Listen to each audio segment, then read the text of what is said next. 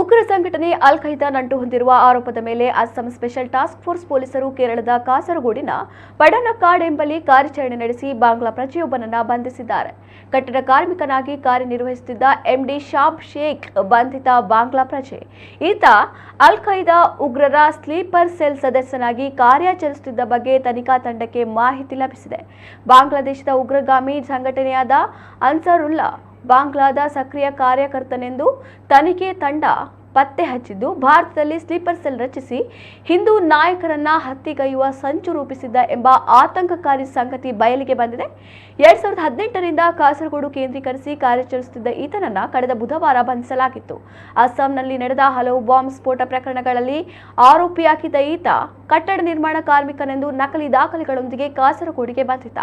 ನಕಲಿ ದಾಖಲೆ ಬಳಸಿ ರಾಷ್ಟ್ರೀಕೃತ ಬ್ಯಾಂಕ್ ಒಂದರಲ್ಲಿ ಖಾತೆ ತೆರೆದಿದ್ದು, ಈತನಿಗೆ ಸಹಾಯ ಮಾಡಿದವರ ಬಗ್ಗೆಯೂ ತನಿಖೆ ನಡೆಯುತ್ತಿದೆ. ಭಾರತದಲ್ಲಿ ಉಗ್ರಗಾಮಿ ಚಟುವಟಿಕೆ ಸಕ್ರಿಯಗೊಳಿಸಲು ಹಾಗೂ ಸ್ಲೀಪರ್ ಸೆಲ್ಗಳನ್ನು ರಚಿಸಲೆಂದೇ ಈತನನ್ನ ಆತನ ಸಂಘಟನೆ ಕಳುಹಿಸಿತ್ತು. ಇದೇ ವೇಳೆ ಅಸ್ಸಾಂ ಟಾಸ್ಕ್ ಫೋರ್ಸ್ ಉಗ್ರ ಚಟುವಟಿಕೆ ಆರೋಪದಲ್ಲಿ ಅಸ್ಸಾಂನಿಂದ 5 ಹಾಗೂ ಪಶ್ಚಿಮ ಬಂಗಾಳದಿಂದ 2 ಬಂಧಿಸಿದೆ.